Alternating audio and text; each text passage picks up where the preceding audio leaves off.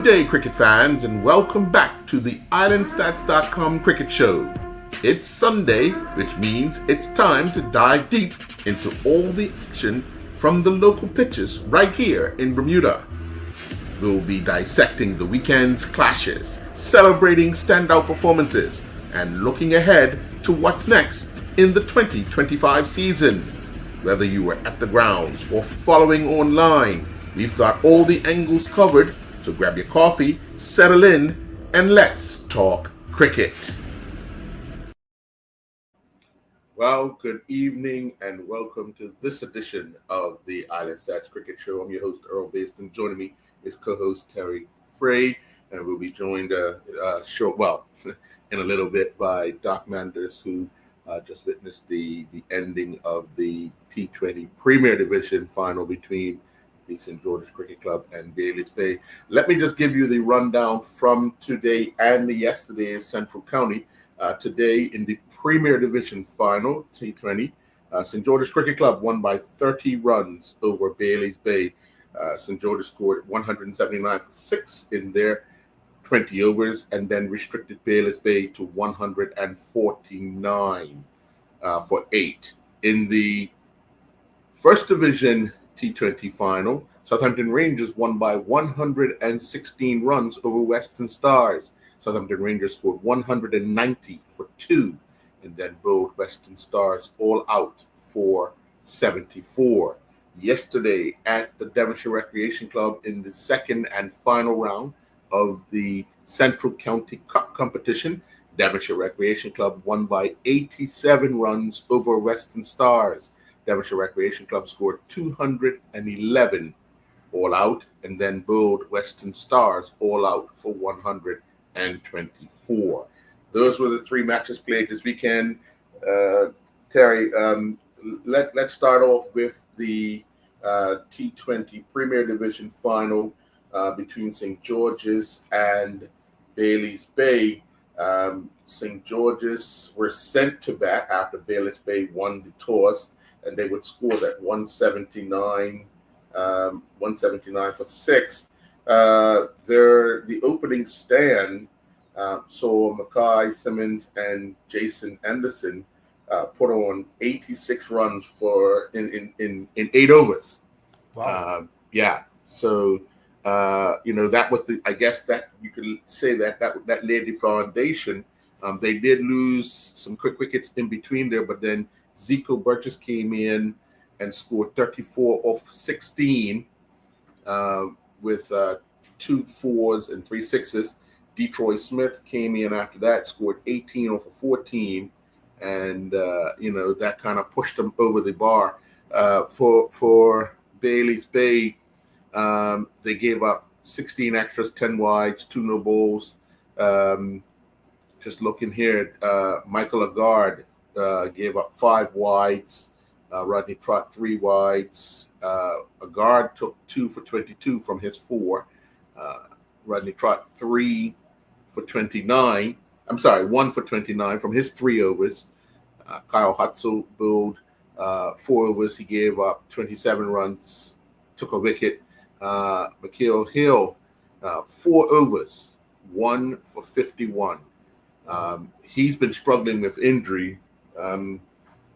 He even struggled in football season with an injury. Right. Not sure if he's 100%. But one thing you know about Walker, you're gonna get everything he's got. Whether it's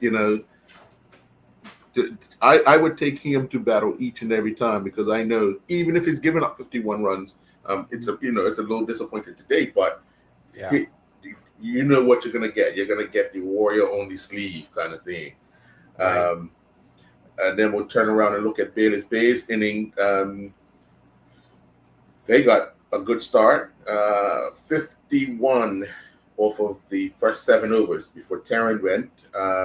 Him and Coolidge Durham opened the inning 26 and 28.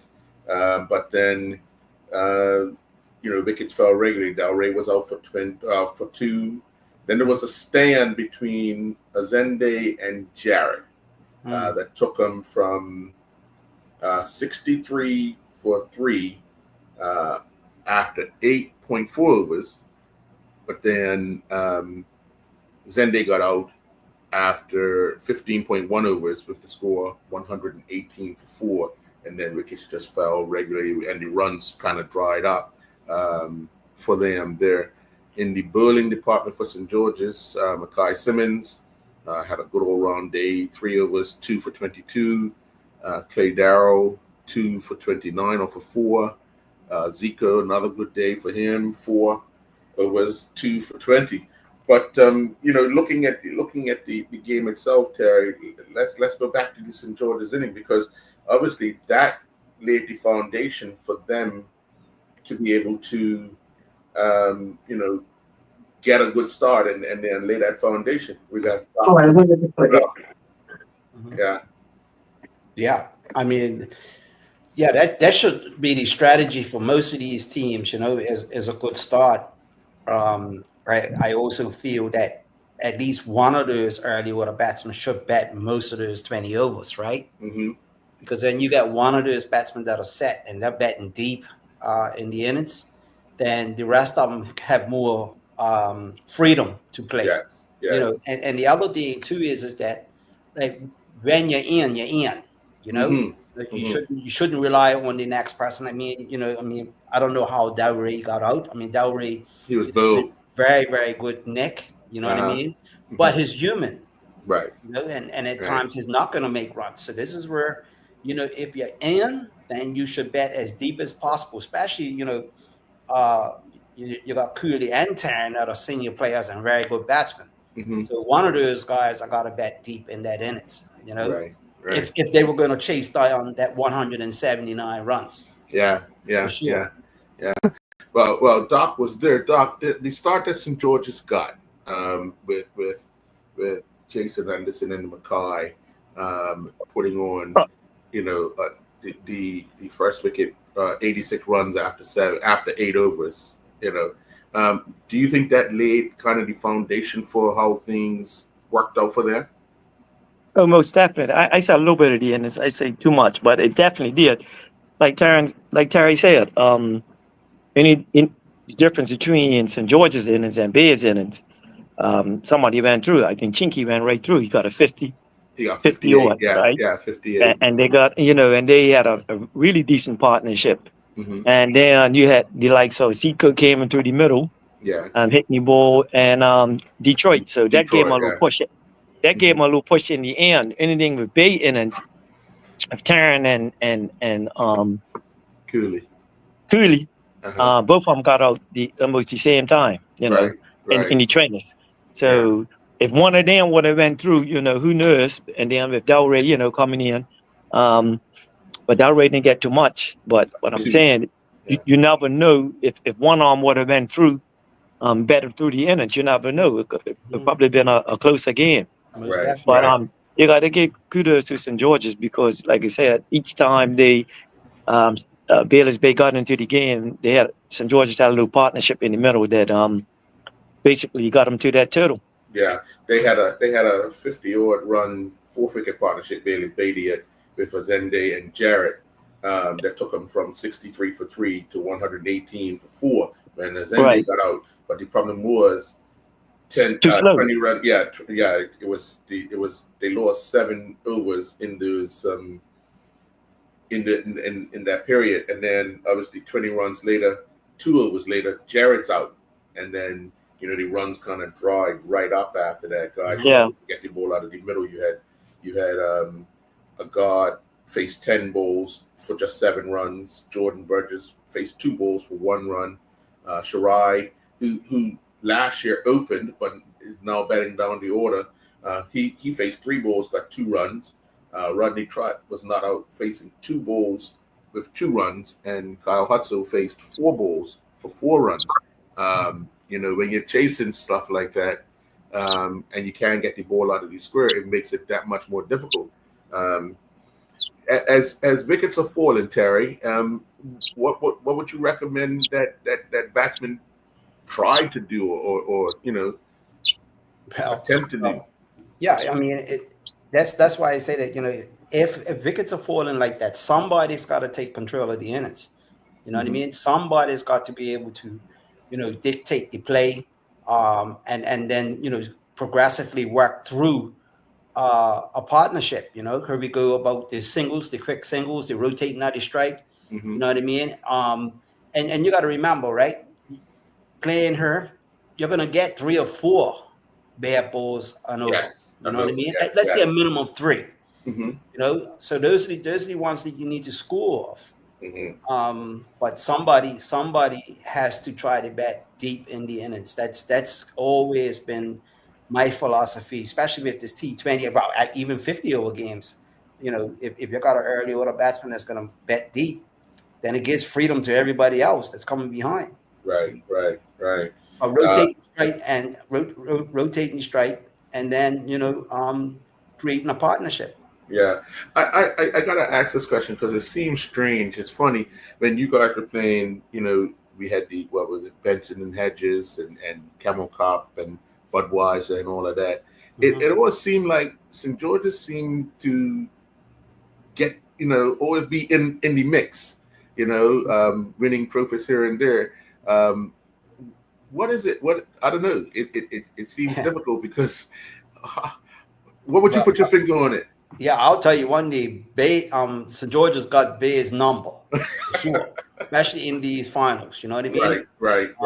They seem to find a way, and that's the key is finding a way. Because I think there ain't much difference between the two teams, talent-wise, or ability. I just think that St. George's always have that desire to find a way to win. Right. And Doc, you've been in. Both you guys have been in there. Where it's down to 4 teams, and then it's down to 2 teams, and it always seems like St. George's always seem to in the knockouts always seem to be there. How would you look at it? Well, I look at it 2 ways. They when it comes to overs cricket, they most of the time they have a nice, they have a game plan, and that's what you need. Mhm. You got to have A and B just in case you bet first, and just in case you feel first. So once you stick to the plans, and then it makes it a little easier. But it's interesting what Terry was saying because partnerships too, and man, I used to play against St. George's. We used to battle too. Yes. But it's always that fighting spirit. And like Terry said, if it looks like St. George's, it's definitely got his number in most of the finals in the last couple of years. And if you look at both teams, both teams are equal. It's just that it's on that day. You know what I mean? You got to bring your A game. Well, it's 20 overs, 50 overs, or what? Right. You still have to do the 3 parts of the game: bowling, batting, and fielding. Yeah. And I see where like they give up a lot of wides too. In the innings, I bet you if you look at those wides, how many overs and how many extra overs they build, it's probably about at least 3 or 4. Yeah. Those wides. Yeah, so that's what you got to take into account. Yeah, the wides were 10. So that's 15 extras. Yeah. So then, how many runs are scored off those wides? That's right. Exactly. Yeah. Yeah. So and overs cricket, that's what you need to try to eliminate. There's wides. We saw it in Bermuda's games when they was playing in the 2020 tournament in Canada, where we built too many wides. So that comes down to winning the games. If you look at it, you know what I mean. You got to cut out that, and you got to have partnerships, and you got to have building to one side of the field. Right. And it looked like once they got rid of Jarrett and Azende, they did that because they forced they kind of strangled the Bayliss Bay remaining batsmen because they just could not get the ball off the square, and then Michael Lagarde was probably the only other one that you could say he's going to hit the ball to the boundary, him and Kyle, but Kyle bet it so late that by that time it's pretty much a done deal. He only faced him and Rodney faced total 6 balls together, and got 6 runs. If I'm correct in saying, didn't they lose wickets after a rain break? Was there a rain break down there when they were batting? I don't recall. If it was probably a slight one. Right. Or water break, maybe a water break after water break. No, somebody had mentioned to me that there was a rain break for rain. Okay. Well, I left kind of early to get on the show, so I can't really. So I only saw a bit of the first innings and turn, and I saw those guys betting. They was had a nice partnership, good Cooley and Turn, and it's just like I said, it's just too bad that one arm didn't stay in to right to the end. Yeah, right, definitely. Right. Yeah. Okay, fair enough. Well, what we're gonna do is we're gonna take our first commercial break, and when we come back, we're gonna look at that first division match where Southampton Rangers won by a total of 116 runs. We'll be right back.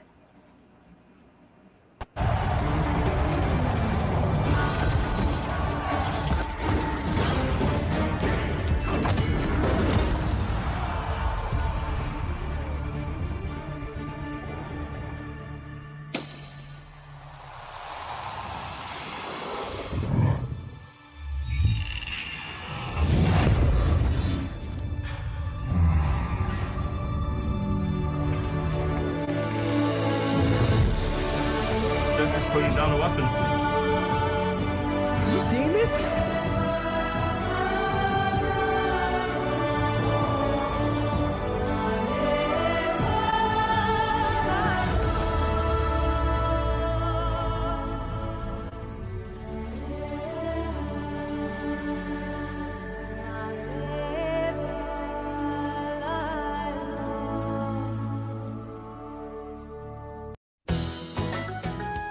It's time to tee up, Bermuda. The Amateur Stroke Play Championship returns this June at the iconic Port Royal Golf Course. All golfers are welcome, some precise, some not so precise. Get ready for the action whether you're chasing birdies or just trying to find your ball. This is your shot. Sign up now at bermudagolf.org and get ready to play.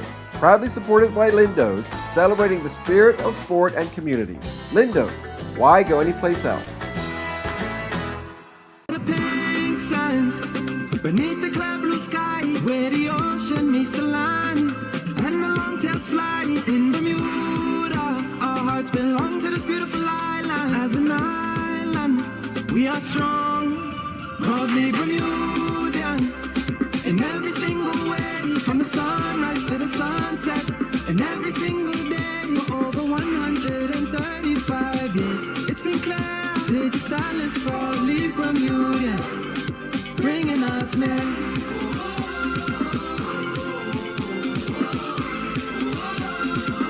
Cause we are proudly Bermudian.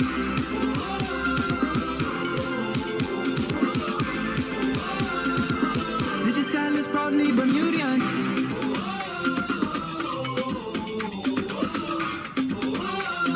Digital is proudly Bermudian. And welcome back. Well, in the first match down at Lords and St. David's, it was the first division T20 final where Southampton Rangers won by 116 runs over Western Stars. Southampton Rangers won the toss and they decided to bat, and they would score 190 for 2. They had Dion Stubble, who opened the inning, bat right through the inning, scored 80 not out off of 57 balls, 8 fours, 3 sixes. Dante Wellman, after Nakori Smith was out for 6, they lost their first wicket on 8. But then Dion and Dante Wellman put on just under 59 runs. And Dante scored 30 of those runs off of 27 balls, hitting 3 fours and 1 6. But then it was the partnership between Dalen Richardson and Dion Stubble, which was just under 123 runs. Dalen scored 69 not out off of 27 balls, hitting 1 4 and 7 sixes. You guys are constantly talking about partnership, and earlier I'm glad you mentioned it, Terry. Somebody has to bet through, and that's what the veteran Dion Stubble done for Southampton Rangers to lay that foundation. Yeah. It just confirms what we were speaking about her in this program, you know, and we've been speaking about it for a number of weeks now. And the batting teams got to realize that the only way they're going to post good scores, and it doesn't matter what format, you know, Right. It's the same principle, you know what I mean? It's about, you know, partnerships and an early order batsman trying to bat as deep as possible in that innings. Mhm. You will post a good score. Right. You Doc, looking at what Dion and Dalen, for that matter, were able to do, it kind of knocked the stuffing right out of the Western Stars, wouldn't you say? Well, yeah, most definitely. You know, Dion being an experienced bat, he led from the front. You know what I mean? And we just talked about somebody betting through the innings. And look, you see what happens there in the lowest, like 2 wickets if somebody done that, you know? Yeah. So with Skipper coming in, Dalen Richardson coming in, he scored like 100 and something for 1 or 2. You know what I mean? He could play his game. He ended up making 60 or 70 or 2. So so it you know what I mean, and it kind of knocked the stuffing right out of Stars too, because just like St. George's got B number, it looked like Rangers got Stars number. No matter what they do, bet first, feel first, whatever. You know, they just feel comfortable.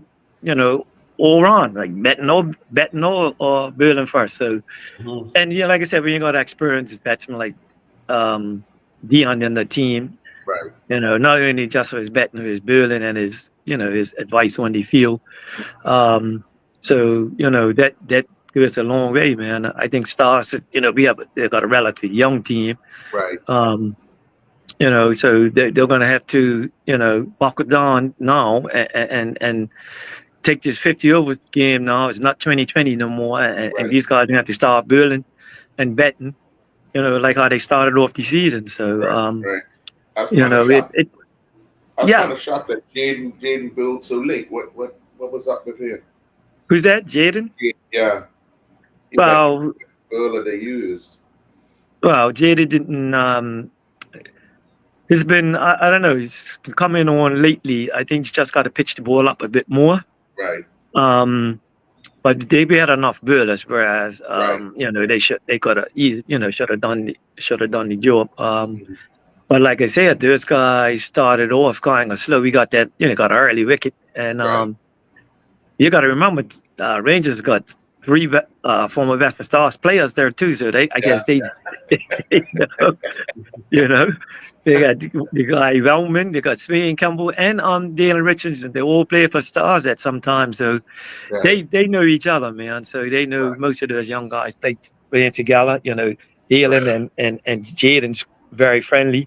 And Dion Velman was playing for Stars for the last 6 or 7 years, so they know the bowlers, and you know, they just capitalize on the mistake. They just waited for the balls that they like and put them away. So and you know, chasing 190, you have to get you got to get one of the starts where, you know, that same way somebody's got to bet through and partnerships, but they never got that. So in the end, they struggled. Right. In reply, Terry, the Western Stars were built off of 74. They started off with 18-run partnership in 2.2 overs before Ryan Tyrrell was out, and then 10 runs later, and 3.2 overs later, Tamika Wilson was out, and then Jamori went. But they struggled with the partnerships and so forth. Yeah. Brian Hall was the top scorer with 22. Ryan was out for 15. He opened, was out for 15, and Sion Darrell scored 10. Those were the only 3 batsmen in double figures. Yeah. And looking at it, you have to give Southampton Rangers credit, because they only gave up 3 extras, 2 wides and 1 no ball in that inning. Exactly. When you're disciplined like that, it kind of really puts more pressure on the batting team. And as you've indicated, Doc, you know, you have a relatively young team. But when you get bogged down as a young, it's very hard to think if some of these senior players are bidding in and going out kind of thing. If you don't have like a Dion in your lineup to kind of give guys encouragement and so forth. Dion took 3 wickets for 3 runs off of 2.4 overs. Yeah. Mackay Jacobs 2 overs, 2 for 8. Darian Gibbons 4 overs, 2 for 11. They just kept the pressure on. Dante Brangenbill 2 overs, took 1 wicket but gave up 21 runs. Yeah. But other than that, everybody else kind of really kept that pressure on. Jordan Bill 2 overs, 2 maidens, 1 for 16. Again, Southampton Rangers were just so regimented in their task of bowling to the field that it added more pressure to Western Stars. And a day after being in a final as well. So we'll get to that final. But coming in today, Doc, what was the mentality of the players? Because if you've been playing a day before and in this heat nowadays, and you end up on the wrong side, you only have overnight to get back to thinking what I got to do before 10:30 the next morning. Yeah, they talked about it. It was at least 3 or 4 players, maybe about 4 or 5 players, I should say, they didn't play on Saturday. Right. So, Brian Hall didn't play. Didn't play. Boy, Ryan Turrell didn't play. There's a few more didn't play because, they had a couple of guest players. Right. So, I think a couple of those guys had little niggle injuries, so they kind of rested them for today's game. Right. So they had ample time to get ready for today's game. So you can't really use that for excuse or yesterday, being out in the sun. But I just thought that Rangers was the better team. Definitely today. If you look at the wickets Dion came on, like the wickets Dion got, right? He got the early order batsman. So, he came on the ball and says, look, I'm putting on the gauntlet now. I'm getting your 3 best batsmen, and then you're going to struggle. That's how some of these players think, I mean? And that's the way I do think. He came on the ball off the first over. I think the boy Brankman got hit around. I think it was like first over. It was like 18, something, something like it was way ahead of the run rate. Yeah, Ryan. So I don't know if that was the game plan for Dion to open, but when he came on, he slowed it down and ended up getting 3 big wickets. So, those are the game plans that these teams, that kind of work for them, and once you get into, you think about it, you get the top 3 batsmen in Bermuda, top 3 or 4, then you get into mostly the middle and the bowler. So, and that's key to winning any 20 game or 50 over games or even any All cricket format. game really. Any game, you get the top 3 or 4. You're made leeway. Yeah, exactly. And with a total, you ain't gonna run on the board. It's even worse. Yeah. I want to ask you a question because we talk about people like Dion Stubble in a team, and you talk about senior players in the team. You broke into the Southampton Rangers team. You had, oh my God. You don't even want to put a number of the amount of senior players, but having those senior players around and them taking charge of situations. What was for you as a young player? What was that like for you? Yeah, it was a great experience, because it gives you an opportunity to learn while you're out in the middle. You know what I mean? So when you're betting around those type of players, there's a lot of guidance going on, and then they're talking through whatever situation that needs to be dealt with out there in the middle with you. Right. So, the experience of that actually put me in good shape, in terms of progressing through that team. And then end up being a senior player at Rangers, and then, of course, do it with the other players coming behind me. But, yeah, that was priceless. Absolutely priceless to have people like Colin Blades and Alden Rayner, Sheridan Rayner for a bit, John Tucker, Quentin Sherlock, all Right. those guys were very instrumental in my experiences at Sampton Rangers and my development as a young cricketer. And it's so funny you grew up watching these guys play and hear their names and so forth. One of them was going to perform on the day. You can almost guarantee somebody's going to take the bull by the horns. Yeah. And kind of say, you know what, okay, today's my day to lead. This is what I'm going to do. And you see that in leadership. And then you still see it in certain teams. I mean, you look at a guy like Gennaro, in the teams he's played with. He's now coaching Somerset Cricket Club. He takes charge, but he also allows people to be themselves, kind of thing. So just him being as a senior player around the players, he gives them that sense of purpose of, okay, I'm here to do what I need to do. Let me pull my weight, kind of thing, And you have those type of players around him, it just makes the game look so much easier. Yeah, see, and at Rangers then, right? That was the culture at Rangers. That was exactly that culture. You know what I mean? Where I'm going to perform today. You know what I mean? I'm going to get my team across the line. And with those guys, they allowed you to play with a certain amount of freedom, but you had to be responsible. You couldn't be reckless. You know what I mean? So they kept you in alignment with that. And I will say that Gennaro was he is a product of that culture at Sampton Rangers. That mentality, because his daddy played the same way. Right. John played the same way, mate. Yeah. Doc, you're a little different because you guys at Western Stars all kind of grew up together. Am I right? Oh, yeah. We came into the team. We had some senior players there too. Right. And then we at first we was taking a lot of licks because we was young. we had a lot of juniors playing, and then we had like maybe 3 or 4 senior players. But we looked up to him. You guys like Randy Butler, Stordy Durham. Yes. I remember playing my first game under Carol Bommy Simons. So that was a good experience. He came out of retirement one time to play. And then you had, a lot of senior players like Austin Simons and these guys that we used to play with. Right. So, and we had like, the rest was like 3 or 4 seniors, the rest 7 or 8, maybe close to 10 juniors. Right. Once we start, gelling, I would say playing together as a team.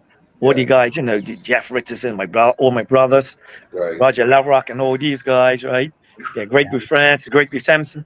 Once we start playing together for like at least 2 or 3 years, we started beating all the top teams then. But it took a little while. We didn't just come one time and start winning. I mean, we used to take some heavy licks too. But it was a learning experience. I mean, I was like 14. I was probably about 15, 16. Arnold, my brother Arnold, started when he was 13. Right. And then he was playing against like the National Sports Club. Yeah. That's when Clarence Porford and all these guys. He had a lot of guys from Rupert Scotland. Rupert Scotland, Clyde Donald. Yes. I remember one time Arnold played his 13. He's playing a Central County game. Man, Clyde Donald, he was the commissioner of police. Yes. And he used to be a little fast build, quick builder. Like Arnold was 13, but he put so much bruises on that boy when he came to him. Like, look, my mom was hurt, and then he showed it to my daddy. Hey, my daddy said, hey, my daddy said, well, he wants to play a man's game. That's what he gets, mate. Oh, boy. I always remember those words, mate. Hey, exactly. These guys are not going to ease you up because you're 13 or 14. Right. Hey, man, he had bruises all over. My mama wasn't too happy, but hey, he had to tell her, look, you're playing a man's game. So, and that always registered in my mind. I said, son, but hey, if you're playing Premier Cricket, you're playing at that level, you got to be ready, mate. Yeah. So just, and I'm saying, that's just some of the examples, like, when we first started playing, right. But back in those days, you was had the senior guys to lead you. You know what I mean? Randy Butler took over the big guy. He's a regimental boy. Yeah. He made sure guys are on time. That's the first thing. He made sure everything. He makes sure everything is ready. The wicket guys got, maybe to rule the wicket, get this thing ready. Everybody had something to do, mate. Right. And then the game, we look at the game afterwards. And I'm glad I played on those conditions, because you got a value for like looking at the wicket. You know what that wicket's gonna play, especially when we was there. Right. And I played with some beautiful records out the police, Devonshire Rack. Right. And man, Rack was playing, out there. They had some really good wickets, man. Anything with the boundaries of smoke, we were, Rack. Right. But not only that, they had people out there watching the game, Yeah. National Sports Club, the same thing. The wickets was good, man. Mhm. So you could actually play ranges, all these things. Hey, man, you could end up playing, you could play your shots, you could play off the back front foot. Nowadays, like, we're struggling for that there because of the, I don't know what it is, but, and we didn't have much equipment as these guys got now. Sometimes we had the hand roller. We had to hand roll that thing, but still, I'm just goes to show you, but we have people around the club that will help out. Yes. So back in those days, those gentlemen, like Terry said, John, I played my first cup match on the John and those guys. It was a pleasure playing like those guys, man. Yeah. Colin Blades, all up. So you end up being around those guys, man. You start thinking like them. Tell you, man. It's a culture I'm glad. thing. Yeah. Well, what we're going to do is we're going to take our second commercial break, and when we come back, we're going to talk that second and final round Central County match yesterday at the Devonshire Recreation Club. We'll be right back. Beneath the clear blue sky, where the ocean meets the land, and the long tails fly in Bermuda. Our hearts belong to this beautiful island. As an island, we are strong, proudly Bermudian. In every single way, from the sunrise to the sunset, and every single day for over 135 years. It's been clear, Lady Silence, proudly Bermudian, bringing us near.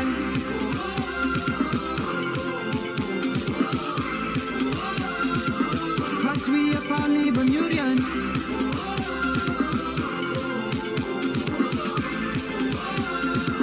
Digicel is proudly Bermudian.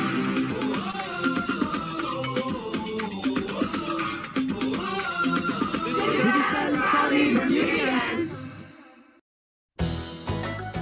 Nothing says summer like the bright taste of Sunkist. From the bold burst of orange to the tropical splash of pineapple and grape, every flavor is sunshine in a bottle. Stock up on your favorites and keep cool all season long. Sunkist, perfect for beach days, the boat, and backyard fun. Proudly distributed by John Barrett & Son Limited and available at Lindo's. Sunkist has what you need to bring home that summer feeling. Lindo's, why go anyplace else?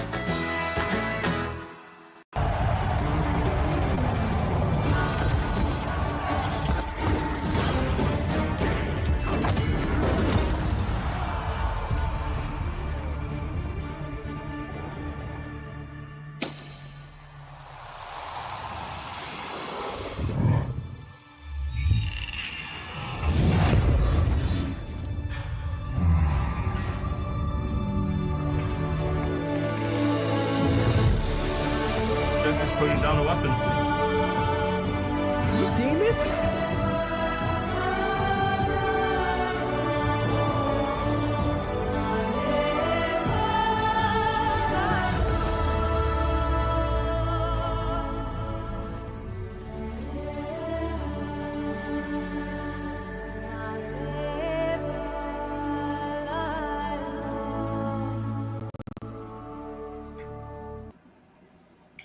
And welcome back. Well, yesterday at the Devonshire Recreation Club, the second and final round of the Central County Cup competition took place between Devonshire Recreation Club and Western Stars.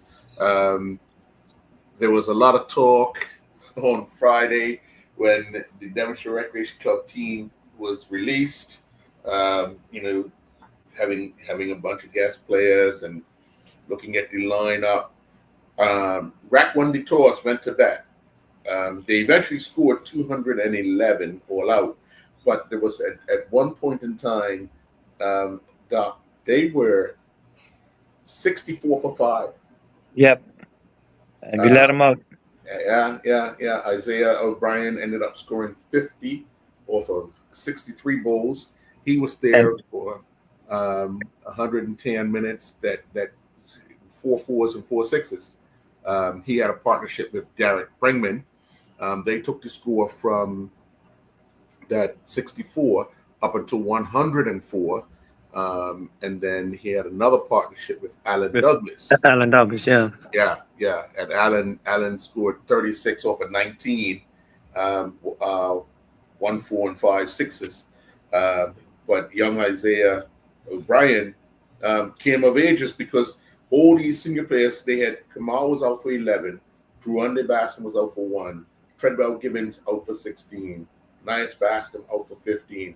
You've seen and Ricardo Bringman out for 2. Yeah, and Ricardo out for 2. So you're sitting around. Wow.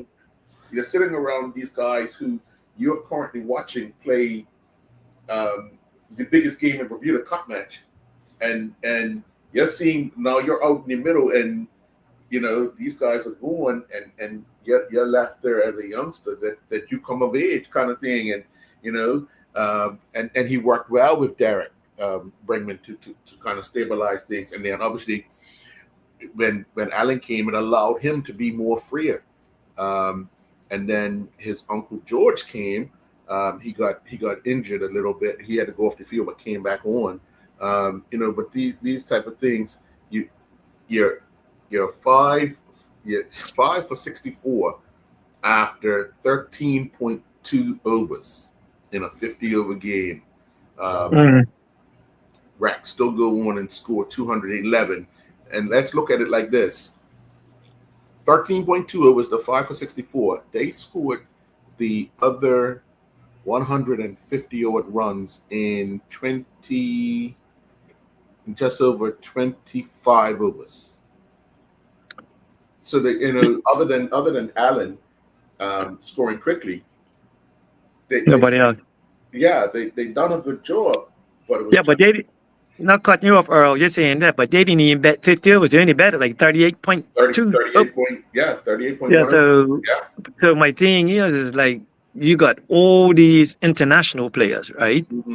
And like you know, it was a big stink, you know, about the gas player situation and all that. Yes. And you got I gave kudos 2 stars for like getting those guys out early. Right. But I just thought towards the end, maybe they just let them off a bit. But I got to give kudos to the Bayless Bay player, the little boy Blakeney. Yeah. He came back. He plays open bills for Bay. I don't know if he played today, but I think it's Jared Blakeney. But anyway, yeah. He blew his first spell. I mean, he blew really well. He ended up getting 2 or 3 of those wickets. Right. He ended up with 4. He ended up with 4, but the first 2 he got out Kamal, and I think he got out Nias. You know what I mean? Yes. And he got nice little good line and length.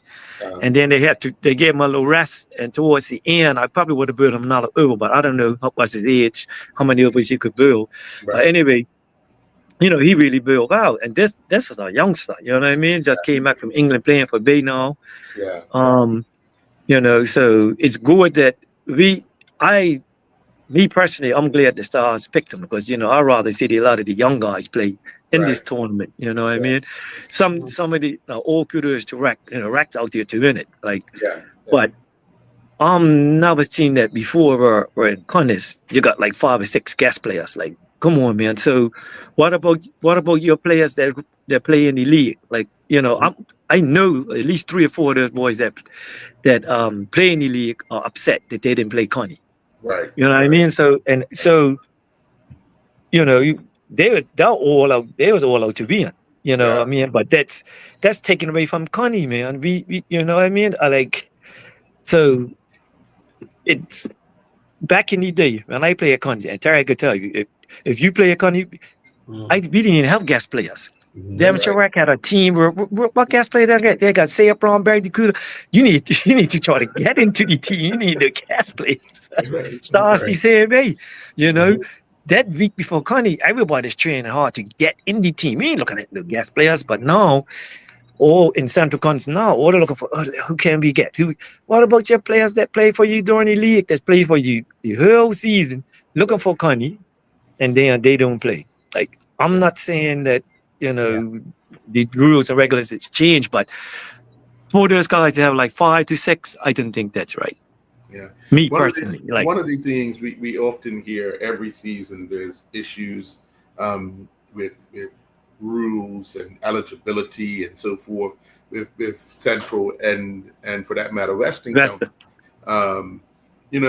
It's got to be a way where in the off season the clubs meet, and even if you had a mediator, that's somebody that's gonna document what's happened in the meeting, and then you're governed by it for quite some time. I mean, because we find every year it's an issue about a rule, and it takes away from the game itself. And I think we need to start saying, okay, these are the rules and regulations for Central County, and we're going to stick with it. Right or wrong, we're going to stick with it for 5 years, and then we'll evaluate it, and then we'll come back and say, okay, this worked, this didn't work, but you got to give it some time. I think right now, you have even in the Western County, some guys are playing for every club. Yeah, I don't understand, but look at Eastern Conference. You never have all that trouble in Eastern Conference. Yeah. Like maybe every couple of years they might tinkle with it a bit, right? But most of the time, Eastern Conference is like you got to either live there to play, right?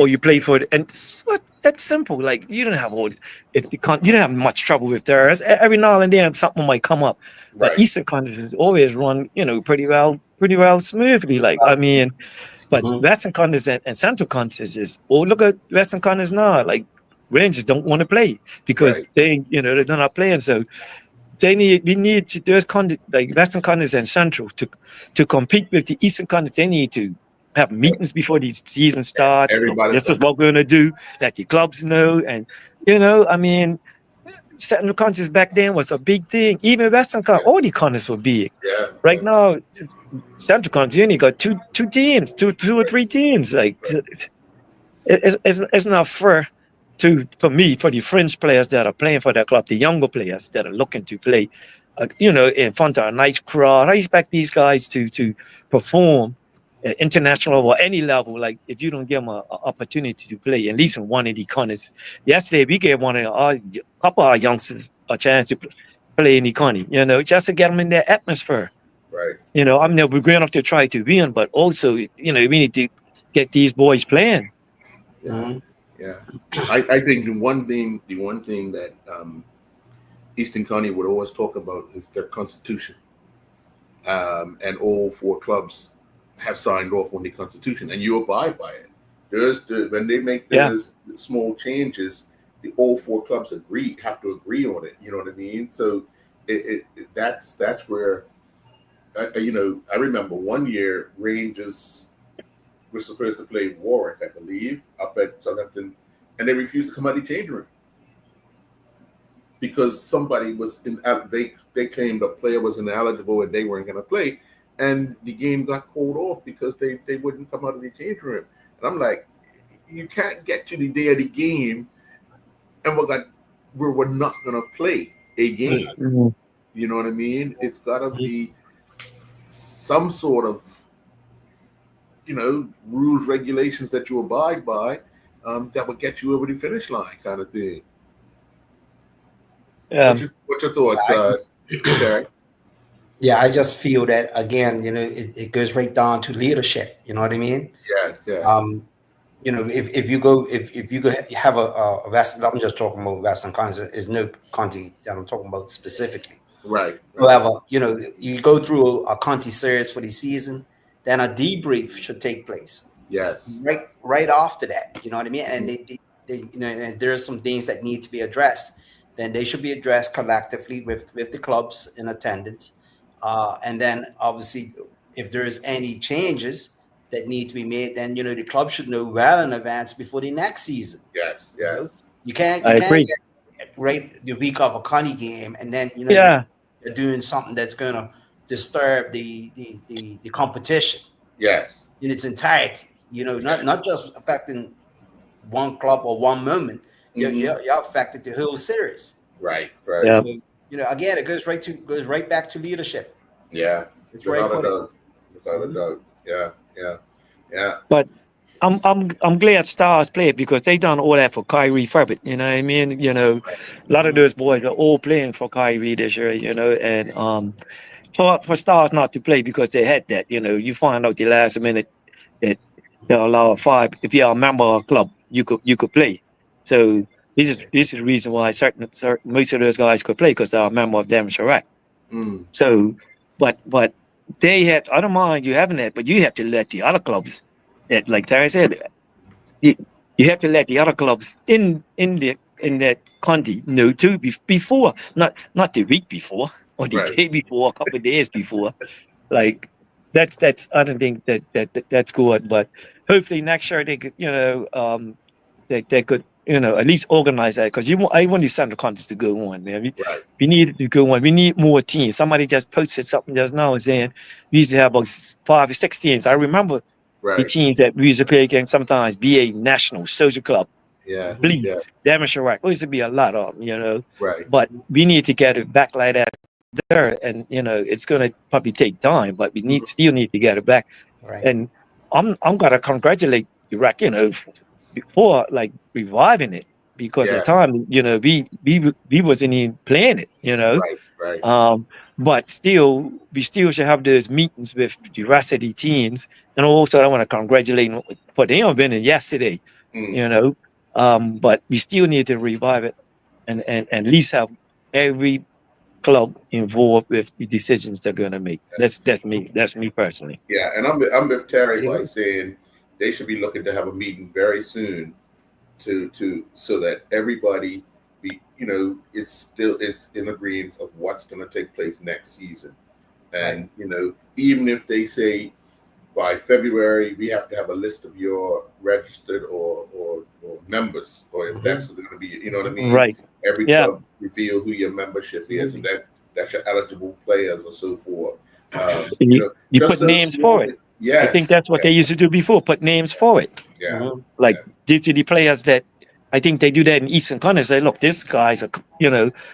I'm putting forward these names, and the eligible to play now. They're living in the area, stuff like that. There, and then the reps from each club will look into and make sure the person live in the club, making sure that they're a member. That's what they need to do. They're eligible. Yeah. Yeah. It's just those small things that if you're guided by that, you've got that as a safety net. Now there's no issues of that regard. Come on, you know what I mean? You're taking care of that part. Then you look at what else is falling down within your county. Where are the other problems that you're having? You lay out. Well, for Eastern, it's pretty simple because you got Devon Chirac and I'm sorry, you have Lords and you have Bayless Bay. Now, for Central, only Devon Chirac has the field right now, and until Stars get their field back, and then if there's another club that comes on board, whatever. But then in the Western County, you have White Hill, PHC, Southampton, and they're taking. Well, I'm talking about the fields. Okay. Yeah. That Yes. they share it around. Mhm. But everybody's got to be in agreement, like when you're hosting it, kind of thing. And then you have to look at how does the game grow at the grounds in which you're trying to play the game at. You know what I mean? Because that plays a big role in it as well. So it's just sitting around the table having that understanding that everybody plays a part and everybody should be a part. You don't want to isolate any club or any team, Yeah, I mean, at the end of the day, you need everybody's input, right? Yes. Not always going to go one person or one club's way, but if everybody is made inclusive in that discussion, you know what I mean? Then it's easier for you to implement any changes. But for you to do it on the eve of a competition that's not a good situation at all. No, not at all. Not at all. All right. So look, let's get into the player of the week, and I'm going to start with yesterday's game. So, Isaiah O'Brien, 50 runs off of 63 balls, 4 fours, 4 sixes. The young boy Blakeney that Doc was talking about, 8.1 overs, 4 for 34 for Western Stars. In the Western Stars batting inning, we had George O'Brien take 6 wickets for 8 runs off of 4.4. Isaiah O'Brien took 2 wickets from 10 runs off of 5 overs. He also held on to a catch. Then today you had the likes of Dion Stubble scoring 80 runs, not out. Right, okay, it's right here. Yeah, 80 runs off of 57 balls, 8 fours, 3 sixes. You had Dalen Richardson scored 69 off of 27. And then Dion also took 3 wickets for 3 runs off of 2.4 overs. And in the St. George's Bayless Bay match, you had Mackay Simmons score 58 off of 26, 11 fours, 2 sixes. In the bowling department, you just had Michael Lagarde take 2. In reply for Bayless Bay, you had Jarrett Richardson scored 41. But in the bowling department, you had Zico Burgess, who scored 34 not out, or 34 in the St. George's inning, got 2 wickets for 20 runs. And Clay Darrow took 2 for 29. He got the big wicket, like you said, of Delray and Delray and Taryn. Darn. Yeah. LBW. Yeah. So I've given you a few. Who went first last week? So hold on before we decide. I'll be being that it was two different divisions. It doesn't matter man of the match, because both it was some outstanding bowling and batting both teams. Like I'm got 2 that is in my mind. I'll let you guys agree. I'm got Dion and of course Mackay Simmons. Right. For making the 50 and got 2 wickets, and then of course Dion 80 not out. Right. And 3 for 3, so you can't beat that. And you can, and the little boy O'Brien too. So 50 and 2 for 10, and even George O'Brien 6 for 8. Yeah. So it's 4 any runs for me. So, but I'm kind of leaning towards being that it's Premier Division, Mackay Simmons or Dion Stubble. Okay. But leading his way for that 20, his team today. Right. You we go first? I can go first. Yeah. I'm gonna take young Isaiah O'Brien for leading Devon Chirac around all those players who would have been, as you've indicated, national team players, cup match players, and all of that. He stood out in his performance of a 50, a catch, 2 for 10, or for 5. I admire what Dion was able to do today. Dion's consistent in what he does, but for on a big day with all those wickets falling around and racking big trouble, I choose Isaiah. So, Terry, your time. All I can say is that was very well spoken. I mean, I can't really elaborate any more on that. I think the youngster O'Brien is a very talented player. Yes. He's definitely our future, or one of our future players. I agree. And like I said, it's the circumstances that he found himself in, and he was able to maneuver himself and his team out of that. Yeah. I would lean and no I'm not dismissing what Dion has done. I mean, that's always wonderful to do. Mhm. Makai done very well, but I feel based on the circumstances yesterday, as a youngster who has very limited experience, I will go with young O'Brien. Okay, I agree. It was Very well said. Huh? Yeah. It was difficult because I mean, Yeah, like, it was so many. It was so many. And Yeah. you're right. He did come at a time, he did really bat well, like 60 for 5, he did. And he Right. had 2 partnerships too. right. So, but, like I said, you can like not And mention and the other guys too. Yeah, but yeah, Doc, the other thing too is right. That's what we coach the youngsters to deal with situations like that. You know what I mean? Yeah, exactly. We do it every week. So yeah. so to see someone actually do that, under that pressure and being able to, take the game and the game situation in hand, because he had to evaluate that, Yeah. the game situation and what was going to be required to move the game forward, continue to move the game forward for his team. So I respect that, I encourage that, and I'm hoping that more young players are able to deal with situations like that, because it's all about decision making, right? Yeah, that's right. Yeah. And those decisions, have to be made out in the middle on their own. And they're able to make those decisions by themselves, and after evaluating what's taking place. Sure. And I think that if we get a lot, some more youngsters doing that, then we've got a bright future here. Yeah, definitely. Definitely. All right, fellas. Well, we want to congratulate Isaiah O'Brien for being the player of the week. And as you've indicated, Doc, we want to also acknowledge what George O'Brien was able to do, Dion Stubble was able to do, Makai Simmons was able to do as well. Most definitely. Yeah. Mm. Acknowledge Yeah. what the contributions to the teams were. So with that, we say good night. We'll be back next week with another edition of the Island Stats Cricket Show.